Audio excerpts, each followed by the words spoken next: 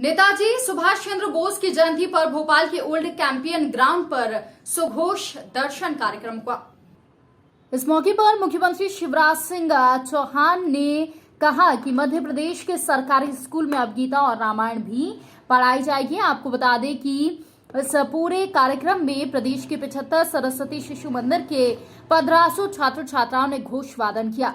इस मौके पर सीएम शिवराज ने कहा कि हम सरकारी स्कूलों में हमारे धर्म ग्रंथ की शिक्षा देंगे, गीता का सार, रामायण, राम सेतु, महाभारत के प्रसंग भी पढ़ाएंगे। ऐसे लोग जो महापुरुषों का अपमान करते हैं उनको सहन नहीं किया जाएगा। मध्य प्रदेश में इन ग्रंथों की शिक्षा देकर हम बच्चों को नैतिक शिक्षा देंगे। सीएम ने कहा कि इस काम में विद्या भारती ने जो योगदान दिया है इसके लिए मैं उन्हें प्रणाम करता हूं। शिक्षा के 3 उद्देश्य होते हैं: ज्ञान देना, कौशल देना और नागरिकता के संस्कार देना।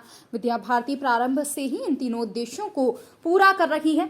भारत अत्यंत प्राचीन और महान राष्ट्र है। ये वो देश है जहां तक्षशिला और नालंदा विश्वविद्यालय में दुनिया भर के लोग ज्ञान प्राप्त करने आते थे। इसी परंपरा को विद्या भारती आगे बढ़ा रही है। हम व्यावहारिक और बेहतर शिक्षा देने पर काम कर रहे हैं। आजादी के बाद अंग्रेज तो चले गए, लेकिन हम पर अंग्रेजी लाद दी गई।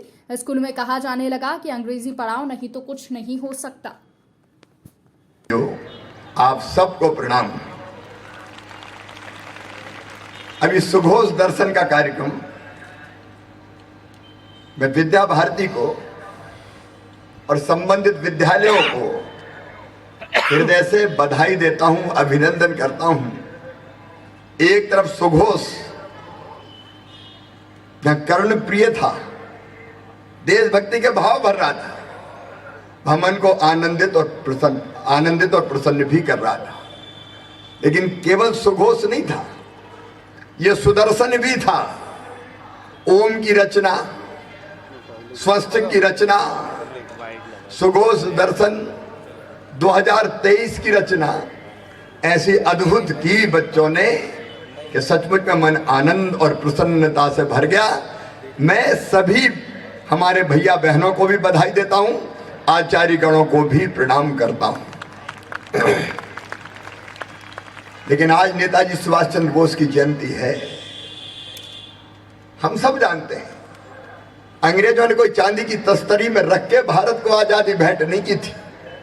हजारों क्रांतिकारियों ने अपने खून की अंतिम बूंद दी थी।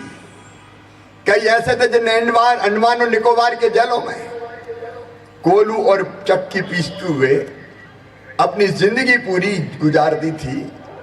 और कई ऐसे थे जिन्हें खोल दिए थे अपने सीने अंग्रेजी संगीनों के सामने और अपने गर्म गाढ़े और लाल रक्त से भारत भूमि को पवित्र किया था, रंगा था।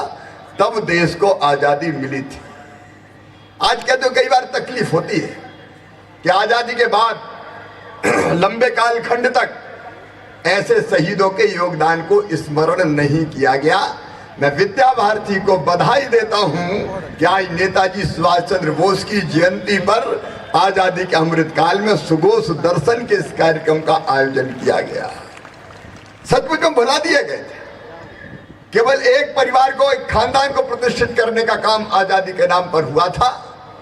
उस जमाने में भुला दिए गई थी महारानी लक्ष्मीबाई, नाना साहब पेशवा, तात्या टोपे, अमर शहीद कुंवर सिंह, लाला हरदयाल, राज बिहारी बोस, मदन लाल धिंगरा, खुदीराम बोस, दुर्गा भाभी, अशफाकुल्ला खान, सुखदेव, राजगुरु, शहीद आजम सरदार भगत सिंह, चंद्रशेखर आजाद, स्वतंत्र वीर सावरकर और अमर